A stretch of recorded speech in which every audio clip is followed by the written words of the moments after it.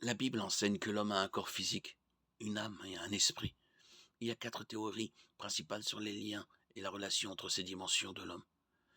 Les deux premières, le monisme et l'hylomorphisme anthropologique, portent essentiellement sur la combinaison entre ces dimensions pour former la nature humaine.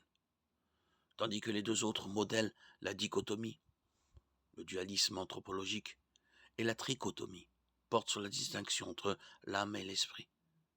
C'est la distinction entre la dimension matérielle, c'est-à-dire physique, et immatérielle, spirituelle de l'homme, est claire. Celle entre les deux dimensions immatérielles de l'homme est plus difficile à comprendre. Certains versets bibliques utilisent les termes âme et esprit de manière interchangeable. Matthieu 10, 28, Luc 1, 46, 47, 1 Corinthiens 5, 3. D'autres les présentent liés, mais distincts. Et d'autres encore les distinguent clairement. Romains 8, 16, 1 Thessaloniciens 5, 23, Hébreux 4, 12, Hébreux 4, 12. Dit en effet, la parole de Dieu est vivante et efficace, plus tranchante que toute épée à deux tranchants, pénétrante jusqu'à séparer âme et esprit. Ce verset nous apprend deux choses. L'âme et l'esprit peuvent être séparés, et seul Dieu peut discerner là où ils se séparent.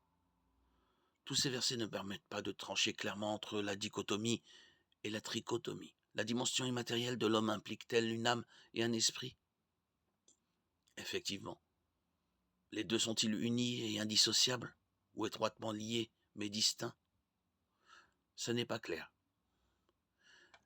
Les partisans de la trichotomie croient que notre corps physique nous relie au monde qui nous entoure, que notre âme est l'essence de notre être et que notre esprit nous relie à Dieu. C'est pourquoi les perdus peuvent être considérés comme morts spirituellement. Éphésiens 2.1, Colossiens 2.13. Bien que leur corps et leur âme soient vivants. Les partisans de la dichotomie, eux, ont la même vision du corps, mais croient que l'esprit est la partie de l'âme qui nous relie à Dieu. Les deux théories s'opposent donc sur la question de savoir si l'âme et l'esprit sont deux dimensions différentes de l'homme, immatériel, ou si l'esprit n'est qu'une partie de l'âme. Quelle est donc la juste vision de l'homme? Trichotomie contre dichotomie? Il semble sage de ne pas apporter de réponse tranchée. Les deux théories sont justifiables bibliquement. Aucune des deux interprétations n'est hérétique. Peut-être notre esprit humain, limité, ne peut-il comprendre pleinement ces choses. Nous savons avec certitude que la nature humaine est composée d'un corps, d'une âme et d'un esprit. La parole de Dieu ne dit pas clairement si l'âme et l'esprit sont distincts ou s'ils sont une seule et même chose. Quelle que soit votre opinion à ce propos, offrez votre corps à Dieu en sacrifice vivant. Remerciez-le d'avoir sauvé votre âme et louez-le en esprit et en vérité.